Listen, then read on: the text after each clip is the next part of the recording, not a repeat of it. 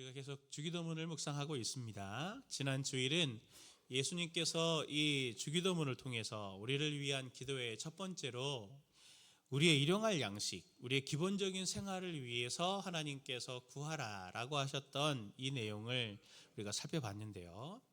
오늘 우리가 그 후에 따라오는 이 기도는 누가복음 11장 4절 말씀, 우리가 우리에게 죄 지은 모든 사람을 용서하오니 우리 죄도 사하여 주시옵고 우리를 시험에 들게 하지 마시옵소 하라라고 하는 이걸 가지고 저희들이 살펴보려고 합니다. 이 부분은 크게 두 가지의 내용으로 되어 있습니다. 첫 번째는 우리의 죄 용서를 구하는 기도이고, 두 번째는 우리를 시험에 들지 않게 해주십시오라는 기도입니다. 지난 시간 살펴봤던 일용할 양식을 구하는 기도가 우리의 물리적이고 또 육체적인 필요에 대한 간구를 하나님 앞에 드리는 것을 기도하라 하셨다면, 오늘 우리가 살펴보는 이 4절 말씀은 우리의 내적인 또 영적인 이 필요에 대한 부분들을 구하라라고 하시는 자신의 영혼을 위한 기도입니다. 이것을 우리가 유념할 필요가 있는데요.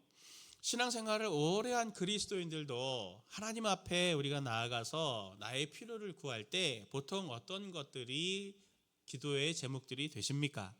환경이나 물질적인 조건을 구하는 것들이 많죠. 어떤 문제들의 해결, 이런 것들을 구하지, 자신의 영혼을 위해서 기도하는 경우들은 제가 거의 본 적이 없는 것 같아요. 기도 제목을 받아도 마찬가지입니다. 조금 이따가도 살펴보겠지만 이 영적인 부분은 미신이나 이상한 이야기가 아니에요.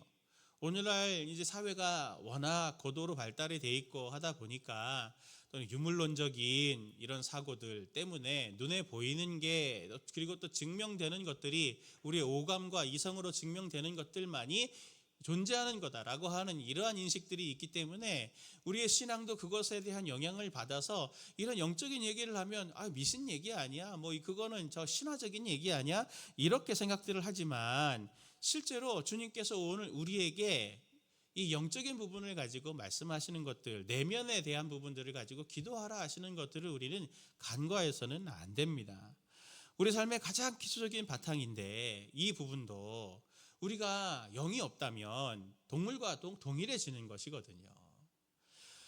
영적인 부분들에 대해서 제대로 관리를 하는 것에 우리가 많이 서툽니다.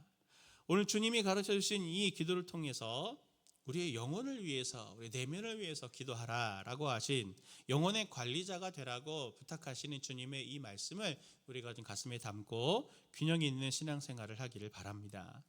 우리에게 필요한 영혼을 위한 기도, 첫 번째, 우리의 죄를 용서해 주시옵소서, 이렇게 기도하라고 주님은 말씀하시죠. 주님은 우리의 영혼을 위해서 기도할 때 가장 먼저 이렇게 기도하도록 가르치십니다. 11장 4절 말씀을 보면, 우리가 우리에게 죄 지은 모든 사람을 용서하오니 우리 죄도 사하여 주시옵고. 제가 헬라어 단어를 저기다가 넣었지만 오늘 말씀 보면 의문이 생깁니다. 우리말 성경에는 죄라고 동일한 단어를 쓰지만 본문의 원문에는 이 죄라는 단어가 앞뒤가 달라요. 다른 단어를 쓰고 있습니다. 앞부분은 이 빚이에요. 빚, 부채를 말하는 것이고, 뒤에 죄는 그야말로 우리가 알고 있는 이 죄, 하마르티아라고 우리가 잘 알고 있는 이 죄를 말합니다. 그래서 이 말씀을 거칠게 직역을 하면 이렇게 번역할 수가 있어요. 우리 죄를 떠나보내 주십시오. 왜냐하면 우리가 우리의 모든 빚진 사람들을 떠나보냈기 때문입니다.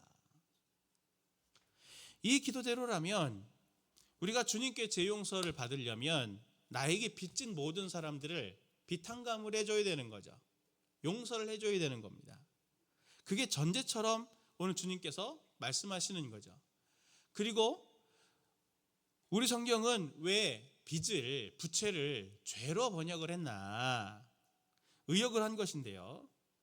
왜냐하면 그 당시 유대 문화권에서는 상호간에 짓는 죄는 빚처럼 생각을 했던 거예요. 밝은 빛, 그 빛이 아니라는 거 아시죠? 이 빚은 어떤 겁니까? 지면 갚아야 되잖아요. 그러니 남에게 피해를 당하거나 억울한 일을 당하면 복수하고 갚아줘야 되는 거야. 저 사람이 나한테 피해를 끼쳤어? 저 사람이 나한테 죄를 지었어? 그럼 그거는 복수해야지, 갚아줘야지.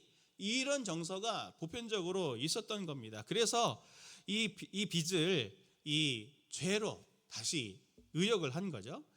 이 말씀을 그대로 보면은 우리의 죄가 주님께 용서받기를 위해서는 우리가 전제해야 되는 게 있는데, 우리 인간관계들 속에서 누가 나에게 빚진 것이나 그리고 또 상처를 준 것이나 죄 지은 것이 있으면 그것을 복수하지 말고 그것을 먼저 용서해주고 관계 회복을 하라는 것이 전제고 우선이다라고 하는 것을 주님은 우리에게 교훈해 주시기를 원하시는 겁니다.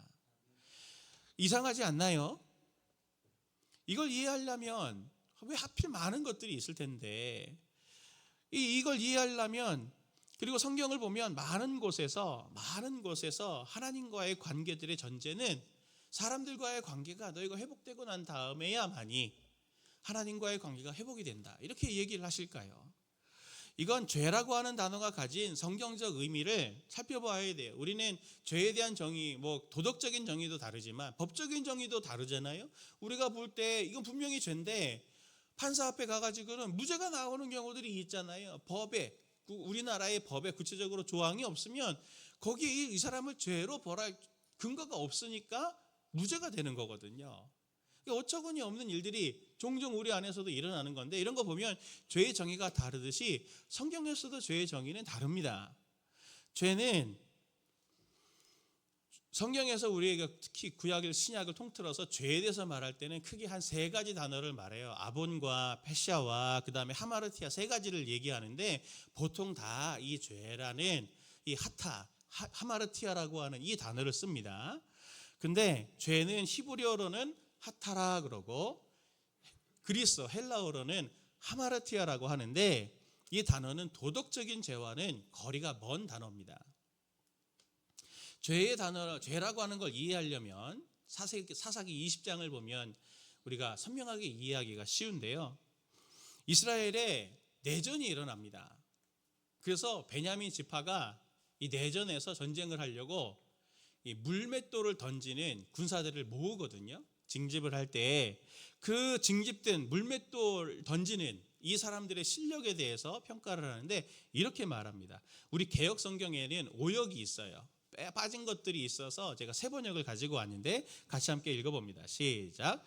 이 모든 사람 가운데서 뽑힌 700명 왼손잡이들은 무림돌로 먼저 머리카락도 빗나가지 않고 마친 사람들이었다. 실력이 정말 좋은 사람들이죠. 머리카락 하나를 돌 던져가지고 물맷돌로 탁 던져서 머리카락 하나도 놓치지 않는 정확히 물맷돌을 던지는 사람인데, 머리카락 하나도 빗나갔다라고 하는 게 하타, 죄라는 뜻입니다.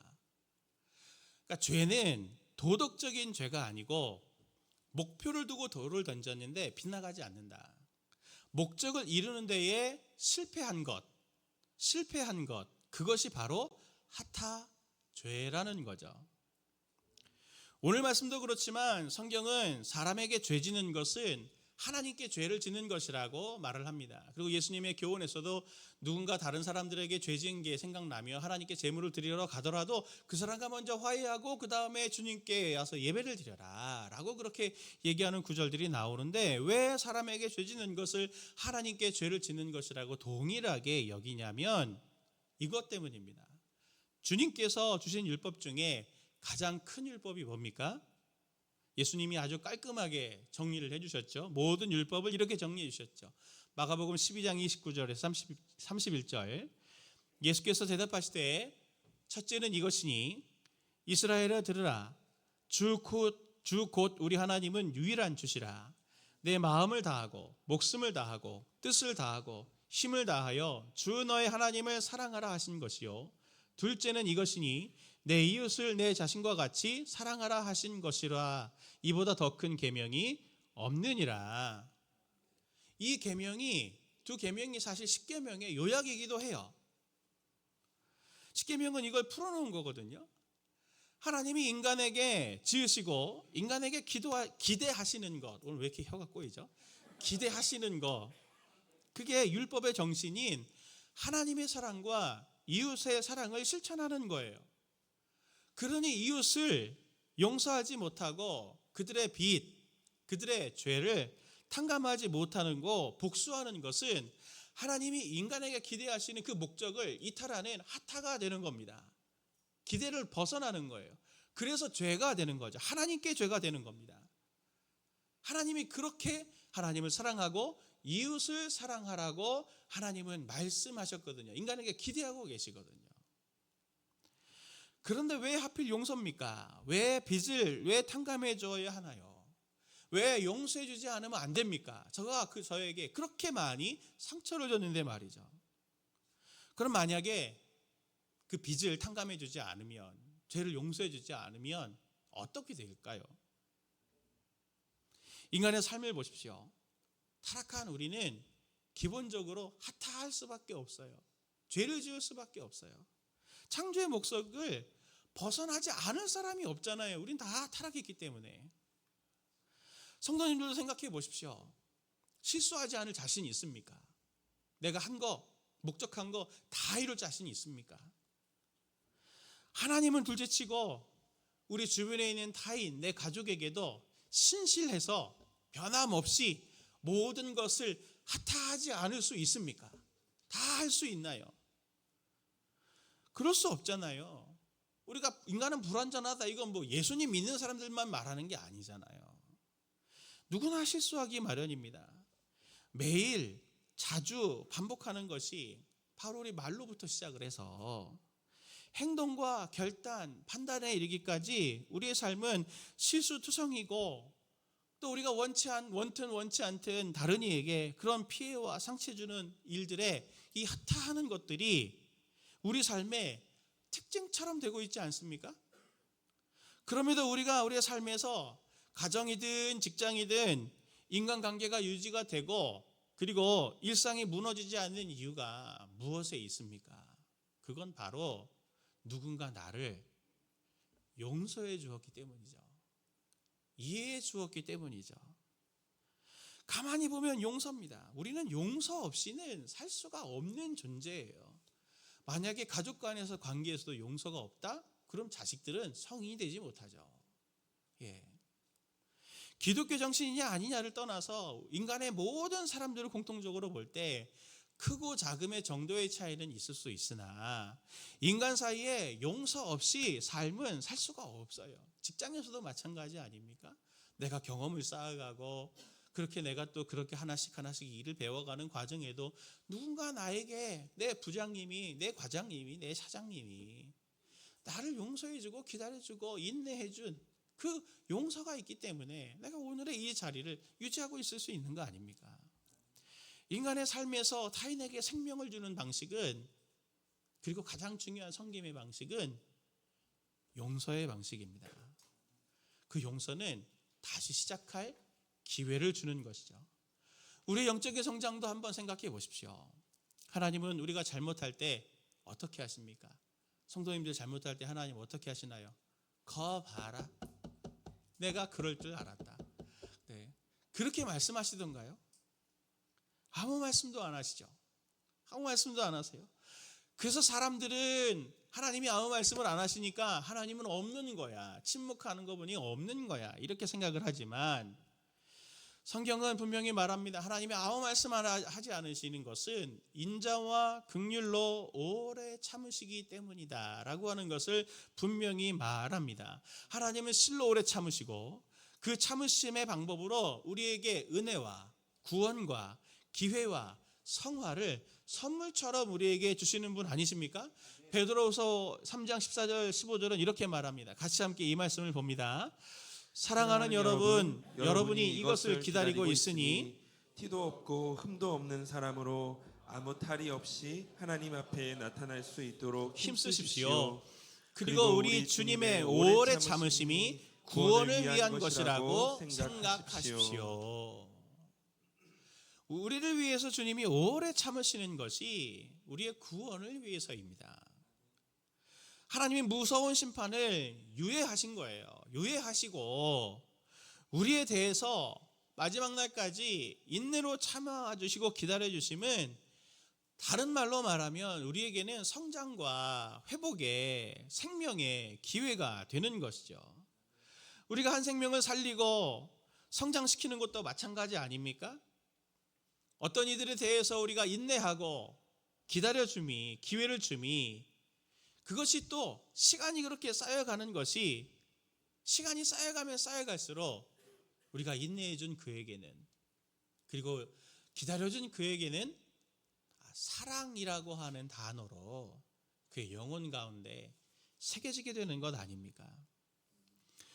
사실 오늘 이 기도, 우리가 우리에게 죄 지은 모든 사람을 용서하오니 우리 죄도 사하여 주십시오, 이렇게 기도하는 것은 나만이 아니라 우리가 연약한 자들이다라고 하는 것을 인정하겠다는 기도입니다. 나뿐만이 아니라 타인에게도 연약함이 있고 그것을 인정해주고 그들을 섬기겠다고 하는 결단의 기도요, 우리 주변에 있는 사람들에게 기회와 인내할 수 있는 힘을 주님 저에게 주십시오, 그것을 간구하는 기도입니다. 우리가 얼마나 잘 참지 못합니까? 성도님들이 제일 참지 못하는 사람들이 누군가 한번 생각해 보세요. 아마 제일 가까운 사람일걸요. 양말 하나 뒤집어 신었다고 안 살 것처럼 닥달을 하고, 숟가락 하나 안 치웠다고 인생이 불행하고 힘들고, 그렇게 잡아먹을 것들처럼 다른 사람들은 얼마나 관대합니까? 교회 안에서는 다 천사잖아요. 집에 가면 어떻게 된 거예요? 같은 사람인데. 우리는 가장 가까운 사람들에게 사랑이라고 하는 이름으로 말을 하는 것이지만, 정말 사랑한다면 그 사람이 받아들일 수 있도록 포장지도 좀 잘 해주세요. 당신이 양말을 잘 뒤집어 놓으면 내가 정말 더 행복할 것 같아 하면 해줍니다. 해줘요. 가까운 가족들에게 사랑이라는 이름으로 우리가 얼마나 인내하지 못하고 용납하지 못합니까?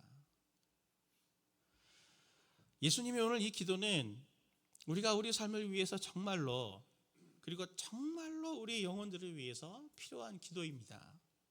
주님, 인내할 수 있는 내적인 힘, 용서할 수 있는 힘, 잊어버릴 수 있는 힘, 그가 나에게 상처 준 거, 그가 나에게 아픔 준 거, 그거 잊어버릴 수 있는 힘, 그가 나에게 빛과도 같이 갚아주고 싶은 상처가 하나님 잊어질 수 있는 힘을 저에게 주십시오 라고 그것을 구하는 기도가 바로 오늘 예수님의 이 기도입니다. 주님이 저에게 그렇게 하셨잖아요 하면서 말이죠. 오늘 치열한 경쟁과 이 성과의 사회 속에 우리가 더더욱 이 기도를 회복하고 우리 주변에 인내로서 사랑을 심는 하나님의 동역자들, 삶의 토대가 잘 잡히는 저와 성도님들 되시기를 바랍니다. 두 번째로 우리에게 필요한 영혼을 위한 기도, 두 번째는 시험에 들게 하지 마시옵소서라고 하는 이 기도죠. 예수님은 한 가지 기도를 더 가르치십니다. 우리를 시험에 들게 하지 마시옵소서 하라. 여기에 시험은 원문을 적어놨잖아요. 페이라스모스라고 하는 이 단어인데, 악의를 가지고, 악의를 가지고 넘어뜨리려고 하는 유혹과 시험을 말합니다. 여기에 넘어지면, 여기 걸리면 넘어지는 거죠. 이 기도는 우리가 유혹에 빠지지 않도록 해달라고 하는 기도를 하라고 예수님이 우리에게 말씀하신 거예요. 근데 제가 볼 때 이 기도는 진심으로 많은 그리스도인들이 가장 놓치고 가장 하지 않는 기도 중에 하나인 것 같습니다. 마태복음은 예수님이 주기도문을 가르치시면서 우리의 주기도문에도 그것이 녹아 있는데, 조금 더 풀어서 이렇게 말씀하시죠. 6장 13절의 말씀을 이렇게 보면, 우리를 시험에 들게 하지 마시옵고 다만 악에서 구하시옵소서. 우리 성경에는 악이라고 되어 있지만 원문을 보면은 이 악이라고 하는 형용사에 관사가 붙어 있습니다. 영어도 그렇잖아요. 관사에 형용사가 붙으면 어떤 사람이 되는 거죠. 악한 자가 되는 겁니다. 우리를 악한 자에게서 구해 주시옵소서. 그래서 성도님들 성경을 찾아보면 그 악이라고 하는 것에 이렇게 괄호로 해서 관주가 붙어 있고 밑에 악한 자에게서 이렇게 아마 돼 있을 거예요. 본문의 악한 자라는 표현은 사탄과 사탄의 세력을 말합니다. 그들이 있다는 거예요. 사탄과 사탄의 세력, 귀신 뭐 이런 것들 워낙 유명하죠. 여러 이미지, 또 이야기, 문화의 영화 이런 것들 통해 모르는 사람들이 없는데 교회 안에서나 또 무속신앙에서 영화에서도 자주 접하는 존재여서 익숙하지만 영적인 존재인 또 실제하는 사탄과 악의 세력에 대해서 성도님들은 잘 몰라요. 다 무속신앙이나 영화에서나 보고 배운 거지. 사람이 죽으면 귀신이 되는지 아는데 그렇지 않습니다. 사탄에 대해서도 성경이 말해주는 대로 알고 있어야죠. 우리의 신앙의 기준은 성경 아닙니까? 성경이 말해주는 대로 알 건 알고 있어야 돼요. 과도하게 두려워할 것도 아니고 또 반대로 모르고 있어서도 안 됩니다. 성경이 말하는 것이니 당연히 무지해서도 안 되는 거죠. 성경은 여러 곳에서 사탄과 그의 영적인 세력들이 있고 그들의 활동에 대해서 분명히 말을 합니다. 성경의 사탄과 그의 세력에서 말하는 표현은 다양하지만 구약에서는 히브리어로는 사탄이에요. 사탄이 히브리어예요. 신약 성경에서는 사탄이 디아블로스라고 하는 단어로 많이 표현되죠. 그 외에 뭐 다른 표현으로 옛뱀, 용, 거짓의 아비, 살인자, 고발자, 속이는 자, 흑암의 권세, 공중 권세 잡은 자, 대적 등등의 이름으로 계속 다른 이름으로 등장을 하지만 대표적인 사탄은 동사로도 쓰이고 명사로도 쓰입니다. 어떤 뜻을 가졌냐면 대적하다라는 뜻이에요. 그러니 명사가 되면 대적자가 되는 거죠. 디아볼로스는 동사에서 디아발로라고 하는 동사에서 왔는데 고발하다, 악의적인 의미를 가지고 고발하다라는 뜻이에요. 이 이름들이 그들의 정체성과 하는 일들을 그대로 보여줍니다. 이들은 영적인 존재지만 이게 어디서 왔나 하는 걸 성경은 감추고 있죠. 그러니 그 부분은 안 알려주신 거니까 모른다고 우리가 고백해야 되지만 사탄이 하는 일은 분명히 성경에서 말하고 있어요. 사탄은 뭘 하는 일이냐면 하나님이 하시는 일, 특히 인간을 넘어뜨리고 그들을 방해하고 대적하는 일을 집중하는 것으로 성경은 분명히 말을 합니다. 이들은 영향력을 가졌어요. 인류를 자신의 통치 아래 두려고 합니다. 이들은 이 세상의 통치자라고 불리죠. 그래서 모든 사람들의 마음을 지배하는 막강한 존재예요. 모든 사람들의 마음을 영향력을 줍니다. 이들의 활동 방식은 영화에서 보듯이 사람들 안에 막 들어가서 이상한 짓 하게 만들거나 막 하늘을 날게 하거나 막 그리고 또 막 지옥을 다스리거나 이런 이 신화적인 것들은 그건 단테의 이 신곡의 이미지에서 많이 온 거예요. 성경적이지 않습니다. 서양 미신인 거죠. 이들은 피조세계에 영향력을 끼치는 방식에 대해서 바울이 성경에서 이렇게 말합니다. 에베소서 2장 1절부터 3절 말씀을 같이 함께 보기를 원합니다. 시작. 여러분도 전에는 허물과 죄로 죽었던 사람들입니다. 그때 여러분은 허물과 죄 가운데서 이 세상의 풍조를 따라 공중의 권세를 잡은 통치자 곧 지금 불순종의 자식들 가운데서 작용하는 영을 따라 살았습니다. 우리도 모두 전에는 그들 가운데서 육신의 정욕대로 살고 육신과 마음이 원하는 대로 행했으며 나머지 사람들과 마찬가지로 날 때부터 진노의 자식이었습니다. 오늘 보면 강조해서 두 번이나 말하죠. 공중권세 잡은 자, 공중권세를 잡은 통치자, 사단의 세력을 말하는 거죠. 불순종의 자식들 가운데서 작용하는 영. 지금도 사단은 아주 선명하게 하나님은 안에 있지 않은 모든 사람들에게 영향력을 미치고 있습니다. 그런데 그들이 하는 역할이 뭐라고요? 육신의 정욕대로 살게 만드는 거예요. 육신과 마음이 원하는 대로 정욕대로 살도록 계속 영향력을 미치는 거죠. 이들은 하나님의 보호를 돌봄을 받지 못하는 모든 사람들에게 한 사람도 예외 없이 하나님의 돌봄을 받지 못하는 모든 사람들에게 영향을 미칩니다. 어떤 식으로요? 아담이 뱀의 유혹을 받아서 스스로 선악과를 따먹었잖아요. 성경을 창세기 3장을 가만히 꼽아서 뜯어서 보시면 뱀이 교묘합니다. 한 번도 아담에게 하와에게 선악과를 따먹으라고 한 적이 없어요. 본인이 스스로 그게 좋아 보이도록 해가지고 스스로 따먹게 만든 거죠. 이게 유혹의 방식이죠. 사람들이 스스로 잘못을 선택하도록 하게 합니다. 이들은 지금도 우리들의 일상 속에서, 사람들의 일상 속에서 결정을 하는 부분들에 영향력을 미치는 거죠. 잘못된 결정을 하게 만드는 거예요. 육체의 욕심을 따라서 결정하게 만들어서 하나님의 뜻인 생명의 방식으로 선택하게 하는 것이 아니라 육체의 욕심을 따라서 스스로 선택하게 해서 스스로 멸망의 길을 선택하고 스스로 고통의 길로 접어들어 가도록 자기 발등 찍도록 간접적인 영향을 끊임없이 우리에게 미칩니다. 그래서 무속신앙과 이단을 따르는 사람들은 반드시 결말이 안 좋아요. 당장은 좋아 보이죠. 돈을 많이 버는 것 같기도 하고 평안해 보이기도 하고 떵떵거리면서 사는 것 같아 보여도 반드시 결말은 멸망으로 갑니다.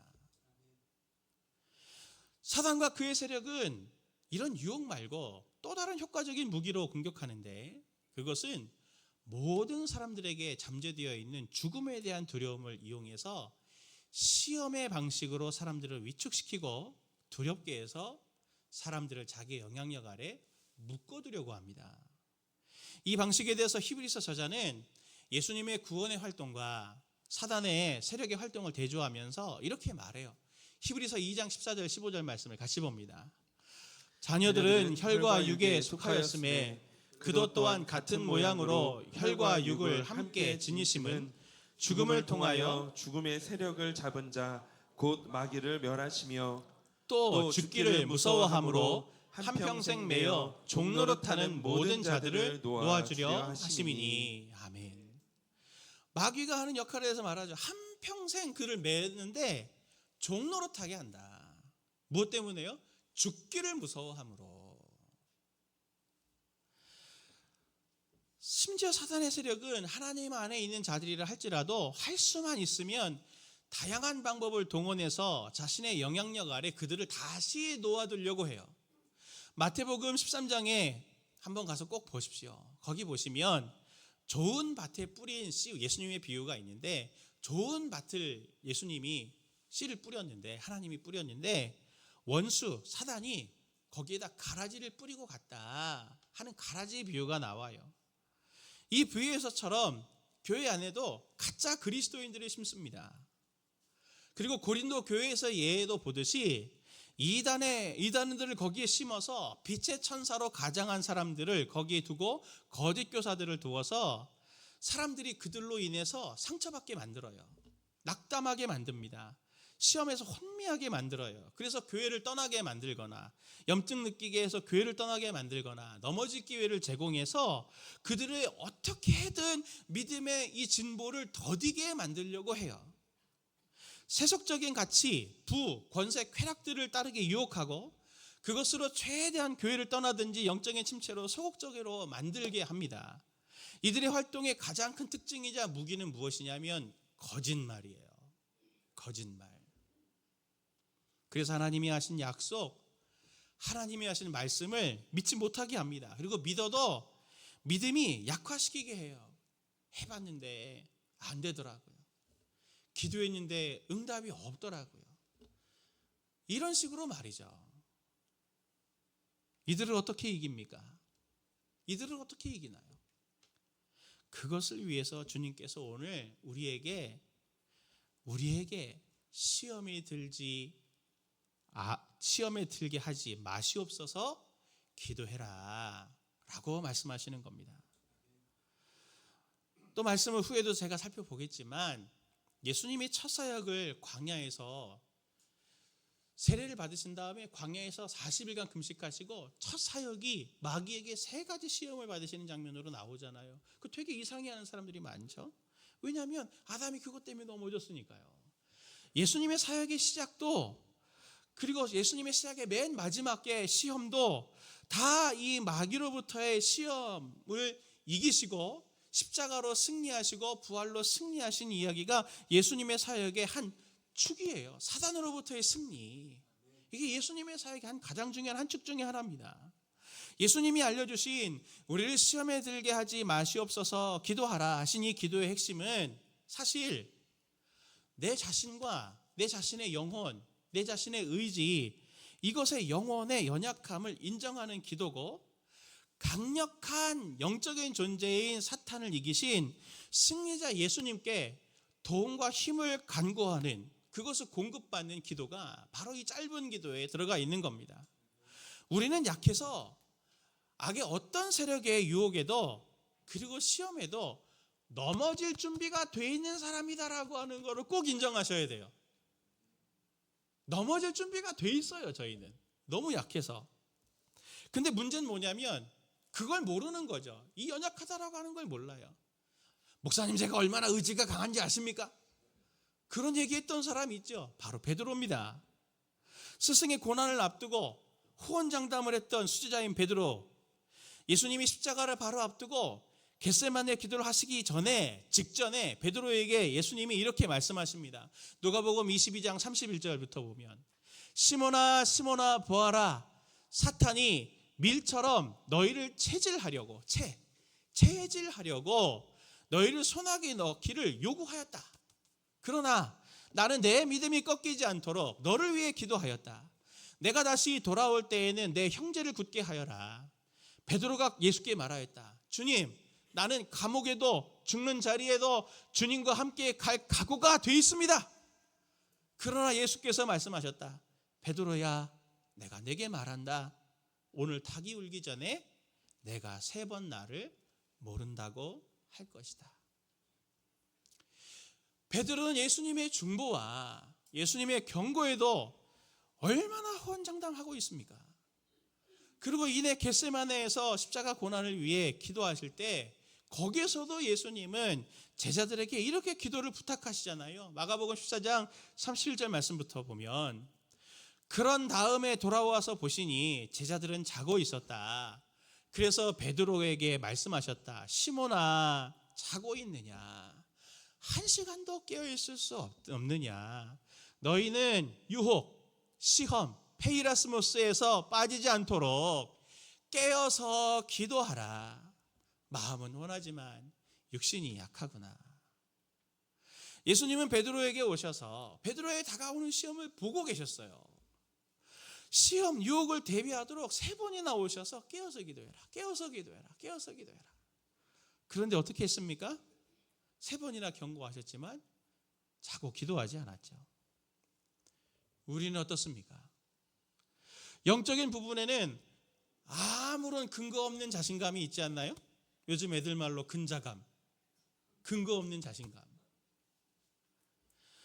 아니, 아예 이런 그림 자체가 없죠. 사단이 나를 공격한다고, 사단이 나를 시험한다고, 이런 그림 자체가 없어요. 영적인 세계에 대한 부분이 있다고 하는 것을 그냥 미신, 소설, 영화에서나 있는 이야기지 인정하지 않고 심지어 무지하기까지 합니다. 그게 마귀의 방법이에요. 거짓말하는 방식. 나는 없단다. 사실은 나는 없는 거야. 그냥 사회가 그런 거야. 죄가 그런 거지. 교묘하게 거짓말을 하는 거죠. 과거 한국교회 역사 속에 신비주의, 은사주의가 판을 쳐가지고 거기에서 오는 폐해들이 분명히 많았습니다. 제가 볼 땐 예수점쟁이 비슷한 사람들도 분명히 있었어요. 그러다 보니까 그 때문에 교회 안에서 이런 영적인 세계에 이야기하면은 이상한 신앙 아니야? 알러지 반응처럼 딱 느끼면서 목사님 이상하신데? 왜 다른 목사님들 안 하는 말씀하시지? 우리 목사님은 이단이 아닌가? 저는 총신대 나와서 총신대학원을 나와서 대학원을 또 갔어요. 저는 이단이 아니랍니다. 이상한 신앙으로 치부하는 경향이 있어요. 제가 분명히 말하지만 신비주의와 은사주의는 성경적이 아닙니다. 우리에게는 성경이라고 하는 선명한 신앙의 기준, 최종적인 계시를 주님께서 주셨기 때문이에요. 그래서 과도하게 영적인 측면들을 쏠리는 것도 우리가 위험하고 경계해야 되지만, 동시에 성경이 말하는 부분에 있어서는 영적인 측면들을 인정을 하고 받아들이고 균형 있는 신앙생활을 해야 되는 것은 분명합니다. 영적인 세계가 없다고 생각하는 그 자신감, 그건 반드시 넘어지는 길입니다. 내가 하나님의 말씀대로 잘 지키면 되지, 내가 하나님의 말씀을 잘 지키면 되지라고 하는 내 능력에 대한 그 방심이 우리를 넘어뜨리게 할 수 있다는 거예요. 예수님이 우리의 영혼을 지켜주셔야 되는 겁니다. 베드로를 위해서 기도해 주셨던 주님처럼 그래서 성령이 지금도 우리를 위해서 말할 수 없는 탄식으로 기도하고 계시다고 하는 것을 바울은 말하지 않습니까? 예수님은 오늘 우리에게도 분명히 가르쳐 주신 기도에 악한 자 그리고 사단의 세력들이 주는 시험에서 우리를 구해 주십시오라고 기도하라고 말씀하십니다. 성도님들도 꼭 기도하셔야 돼요. 반드시 내 영혼을 위해서, 우리 가족들의 영혼을 위해서, 우리 아이들의 영혼을 위해서, 우리 공동체의 영혼을 위해서 이 기도를 해야 됩니다.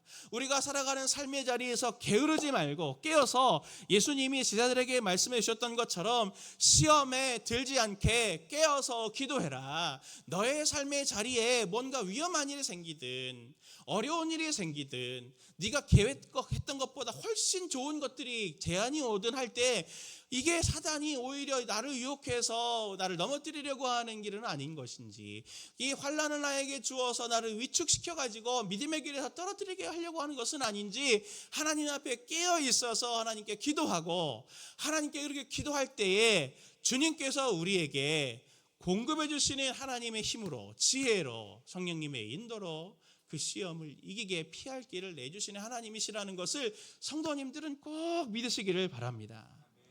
사랑하는 성도님들, 한 주간 우리가 고난주간으로 지킵니다. 주님께서 고난 당하심은 우리의 연약함 때문 아닙니까? 우리의 연약함을 누구보다 잘 아시는 주님이시기 때문에 십자가를 지시고 그 십자가를 위해 많은 고난을 당하셨죠. 주님께서 고난 당하심은 우리의 연약함을 누구보다 주님이 아시고 공감하시기 때문입니다. 우리와 같은 육신이 되셨기 때문에. 이번 고난주간을 지날 때 제가 성도님들께 부탁드리는 건, 매년 다가오는 고난주간이지만 이번 고난주간엔 선명한 목표 하나를 잡으셨으면 좋겠어요. 오늘 말씀에 따라서 나의 내면과 나의 영혼의 연약함을 하나님 앞에서 한번 들여다보셨으면 좋겠습니다. 다른 것들은 다 관리하고 재산도 관리하고 내 커리어도 관리하고 지식도 경험도 다 관리를 하는데 내 영혼은 얼마나 내가 관리하고 못하고 있지 않았나, 얼마나 사단의 공격에 무방비의 상태로 그렇게 내가 나아가고 있나, 어리석음을 갖고 있지는 않았나, 나의 영적인 힘없음, 무지함, 무감각함, 그리고 내 내면을 너무 방치하고 있었던 이 약점들을 십자가 앞에서 발견하고 이 고난 주간을 통해서 나와 내 가족들, 사랑하는 사람들의 영혼을 위해서 축복해주고 기도해주는 중보자가 되기를 바라고, 영혼에 힘이 생겨서 내 이웃과 내 가족들을 용서해 줄 수 있는 내적인 힘을 갖는 그런 그리스도의 제자로 한 번 더 성장해 가시는 은혜가 이 고난 주간에 있기를 예수님의 이름으로 축원을 드립니다.